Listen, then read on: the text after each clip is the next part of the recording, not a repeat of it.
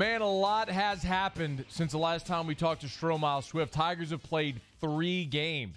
They went on a 2-game skid and then bounced back last night with a win over Missouri. Stomile Swift, former Tiger SEC Player of the Year, the number 2 overall pick in the NBA draft, spending a little time with us each Wednesday here on AFR during basketball season. How are you, man? Oh, I'm doing pretty good. How you doing? Great. Have you been bowling since we last spoke? I have not. All right. Are there any plans to go bowling? You know, I gotta get back on my game. I know. I don't want to come down there and disappoint you, so I need to get a little practice in before I get down there. I told you that Geis was a big bowler, and I saw he put on Instagram last week. He bowled like a 236 or something like that. So he's coming, man. I mean, you got to watch out for him. You know, like we got to get you two maybe head to head. Yeah, I got to get back in on the lanes and get some practice in. All right, we're going to make that happen. I'm telling you we're going to do that. We're going to make that happen. Hey, last week when you and I spoke, LSU was about to go play Vanderbilt last Wednesday. And we talked about Memorial Gym and how it's a tough place to play and how weird it is and the vibes and weird things happen. They go and lose. What of that game was your biggest takeaway? Sometimes I hate to be right. I know, man. But like I said, man, like you look at a team's record and you go in and you have this sense of sometimes a false sense of confidence that you go in and you think you're just gonna just blow a team out because of what their record looks like, and go in there and kind of take them lightly. And I think that's what happened. And you know, Vandy came out like really aggressive. They controlled the tempo for most of the game. And once you let a team like that, like get confidence, it's hard to take that momentum from them. And like we went in there and just let one get away. So they lose an embarrassing game on the road, and then they got to go on the road to one of the toughest places in the conference there at Auburn Arena. But the effort was there. What was your impression watching the Auburn game, considering it's such a disappointing loss on the road against Vanderbilt, then going on the road and playing a really tough team at their place? Yeah, that Auburn team, that was a little tough for me. That was because we played a great game. You asked about the Auburn game or the Vanderbilt? Yeah, no, the Auburn game, like going on the road to play a really good team in a tough venue, coming off an embarrassing loss. Yeah, that was tough, but they came out pretty much like I expected. Like they came out, they played with good energy. Like they came out tough, and it was pretty much a good game throughout the game. But just I think in the overtime, we just made a few bad decisions, which is going to happen. I felt like Skylar could have made a better decision down the stretch. He could have made better decisions down the stretch. But I felt like we should have won that game, and like we let one get away.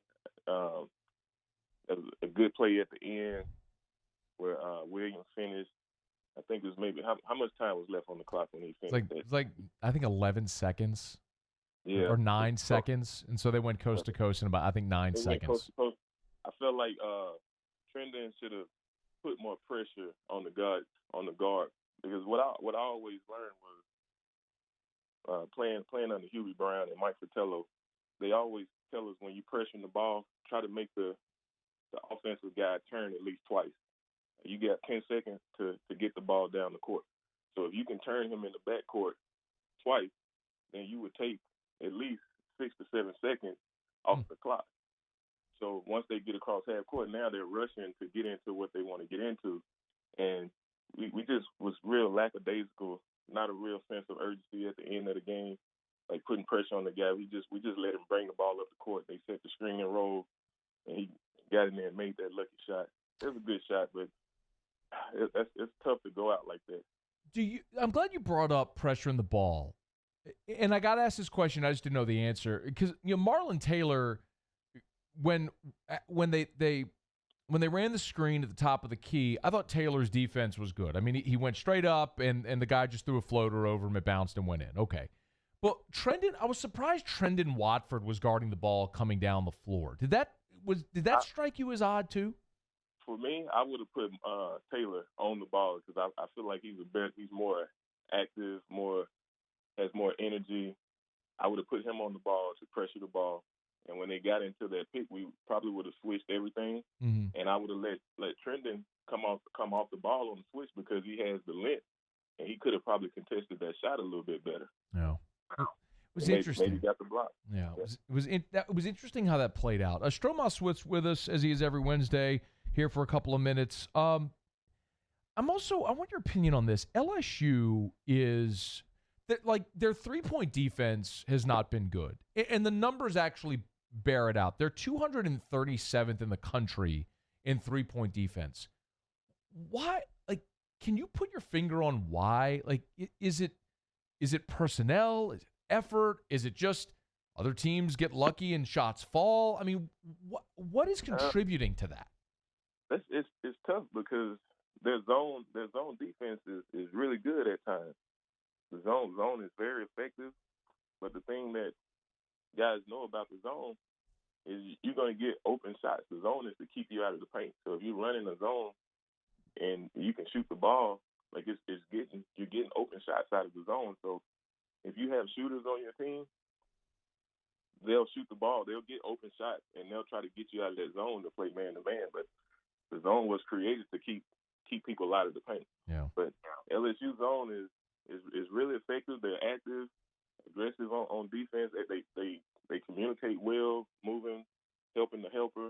So the zone is good, but it's designed to make teams shoot threes. So if you got a team that can shoot threes, they're probably going to get you. They're going to get shots up, and they're probably going to get you out of that zone if they can shoot it. Mizzou was able to shoot it certainly effectively in the first half. What if you had to pick one big picture takeaway from LSU's win against Missouri last night? What is it? Darius Days. He's a offensive nightmare. For a lot of teams, he creates a mismatch for a lot of guys that try to guard him because he's aggressive, he's physical, and he's not afraid to stick his nose in there and get rebounds. Last night, I think he finished with 20 and 10, but that was a big 20 and 10. He hit some big shots down the stretch, and he's a mismatch nightmare on the offensive end because a lot of guys can't guard him. He has that Draymond Green type of build, but he's so aggressive. Like he gets after it. Is Darius Days a pro?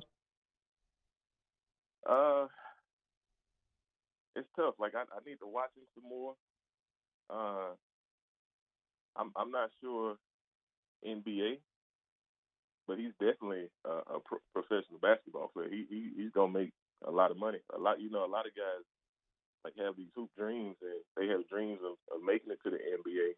But sometimes, the NBA is not for everybody. You can go overseas and make a whole lot of money, a lot more money than probably a regular job which you would be doing here. So when you say pro, I'm not sure about the NBA, but he definitely, if it doesn't work out for him in the NBA, he definitely can go overseas and make a lot of money.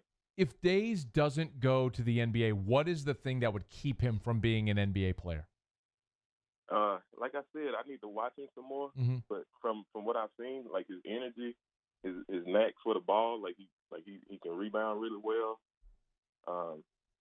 It's hard for me right now to picture him on an NBA roster because I haven't really seen just a large body of work of his game. So it's hard for me to say that right now. But just from what I've seen, man, there's always a spot for energy guys in the league. I tell kids that all the time. There's always a spot because everybody wants to score and do all the fancy stuff. But the guys that go out there and rebound and dive for loose balls, cheer their teammates on, just lead by example about just working hard, showing up being a constant pro.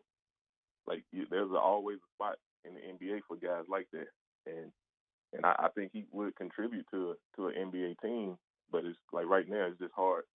It's just hard to say right now. I got two more things for you. One, LSU is at Alabama on Saturday. That's historically been a place where LSU hasn't fared well, and this is the second time LSU is going to play Bama this year. What are some of the challenges when facing a team for the second time in a season, especially when you have to do it on the road? Well, you get a chance to see guys, see what they like to do, and you pretty much learn from your mistakes that you made the first game, and you get a better understanding of what you can and what you can't do against certain players. I think if LSU comes out and play with the same type of aggressiveness and energy that they've been playing with, man, we get off to really good starts. I was honestly myself, I really wanted to see how we would respond to adversity, and like losing those two games to Vandy and Auburn. I wanted to see how we would respond coming in to play Missouri, and they responded like good teams do. Like they came out, played with a lot of energy. They sustained the energy throughout the whole game, and I think we can pick it back up and get back on a roll again and win a few more games and get ready for this tournament. I think going into Alabama is going to be tough, but I just believe if we come out and just continue to play with the fight and the aggressiveness that we've been coming out with, I think we can go in there and get a win. He is Stomile Swift, former Tiger great. And then Brock Cantro sent me this. He said you're going to be part of the Will Wade boot tour up in Shreveport this summer? Yes, sir. He sent me a few messages on Facebook, and he asked me about it, and I told him, man, they come this way, I would be happy to help out and do whatever I can to make this thing a success. I want to pull this. I know we got a few months. I mean, it's not till July, but if you want, you can go to, I'm looking for the website here. If you just Google Will Wade Boot Tour, if you're up in the Shreveport area, you want to get there and meet Stro. They got Shreveport, Alexandria, Lake Charles, Lafayette, New Orleans. So they're taking Will Wade's camps, I guess, all over the state this summer, which is a great idea instead of just having it in Baton Rouge. So you'll be up there. Stro will be up there at the Shreveport camp, man. That's great to hear, man. So if you're up in the Shreveport area and you want to be part of the Will Wade camp up there, it's the Will Wade Boot Camps. You can get to the website and check it out there, man. You can meet Stomile. So, or if you're in Baton Rouge, you can meet Stomile when he comes down here and we go bowling. Absolutely.